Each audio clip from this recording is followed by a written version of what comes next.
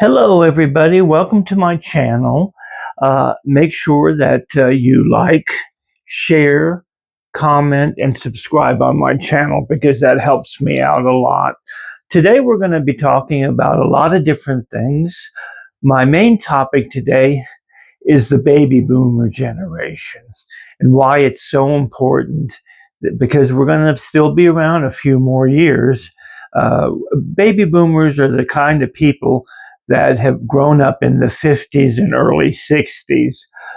They usually grew up on a farm because the world was so much different back in the 1950s. We all lived mainly on farms. Uh, Most of the population, which is about, I would say, 60% of the population, lived on farms throughout the different 50 states. And these farms that you grew up on in those days, and I'm a typical person because I grew up on a farm back in the 50s. Uh, these farms were big and they needed a lot of people and a lot of labor.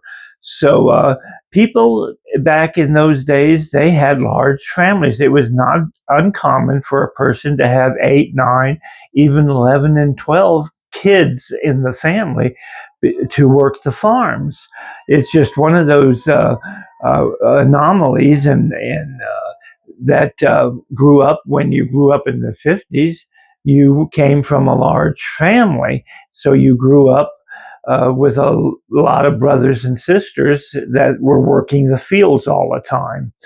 Uh, why we need to go back to the time of the 1950s? Well, it was just such a great time to be alive because the world wasn't as hectic as it is now.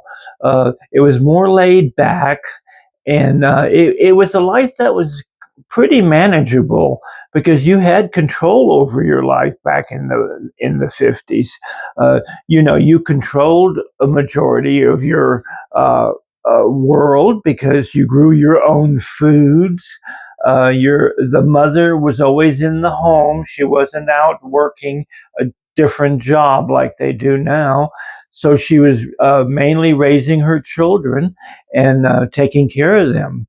To feed a large family takes a lot of work, and I have always had a special time and place in my heart for my mother because she worked very hard, uh, bringing a good world to me when I was a child. She cooked all the time. She washed our clothes. She took care of the household. Plus, she went out and she fed the cattle. She went out and milked the cows.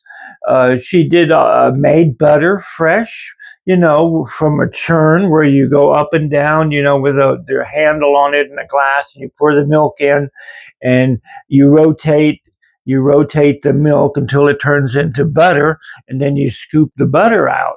Uh, that was just one aspect of living on a farm. We slaughtered our own animals for food. We had cows.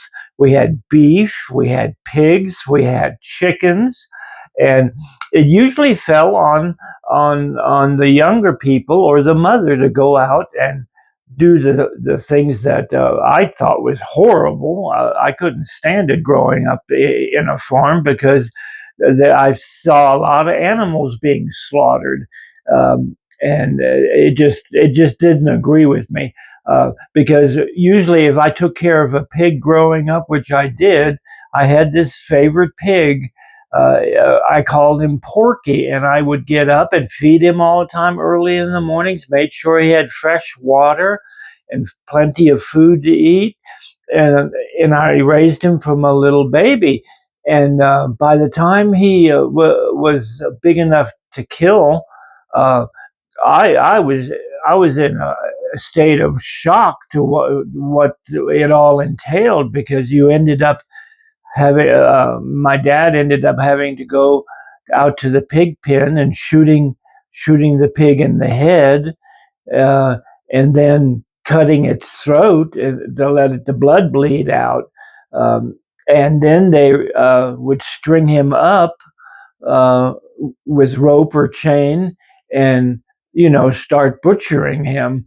And I was an eyewitness to this, and it was just a horrible experience. I did not like it because at the time I was a young boy, and I was even back in my early ages when I was 6 or 7 years old.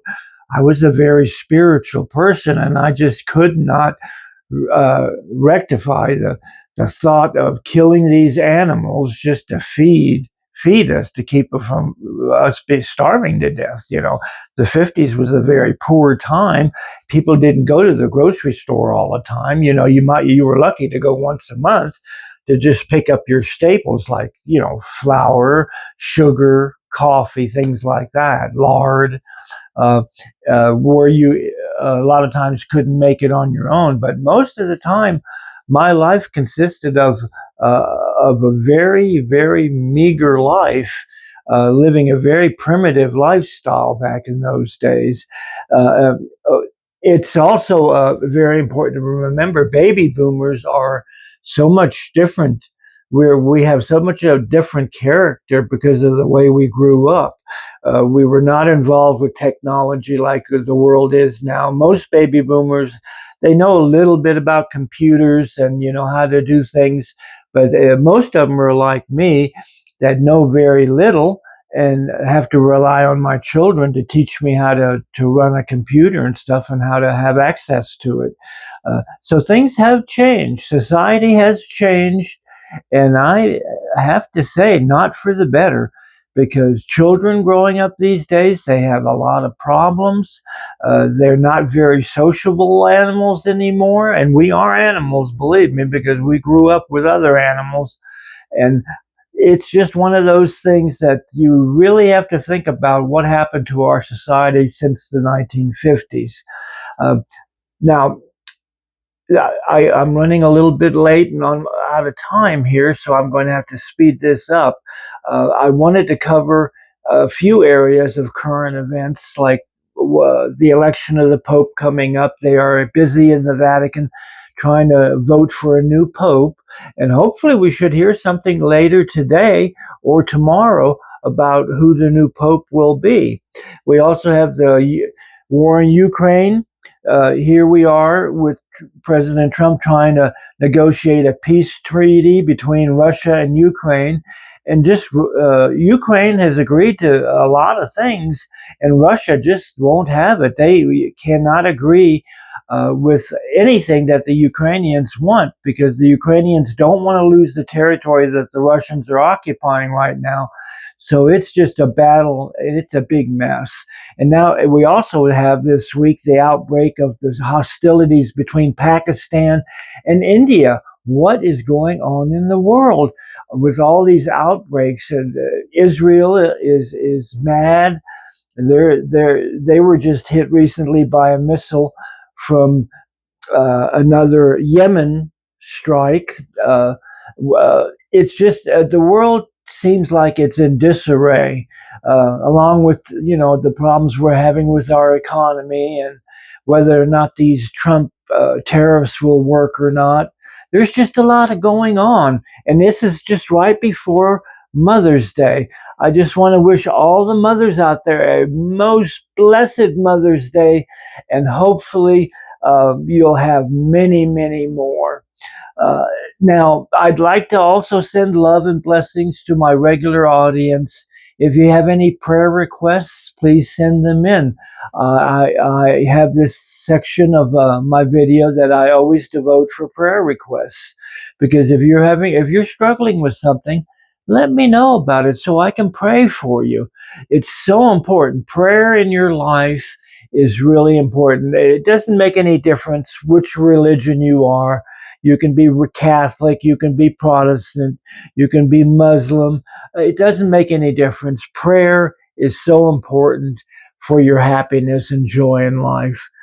I'm going to end it here with bye bye and blessed be, and see you next time.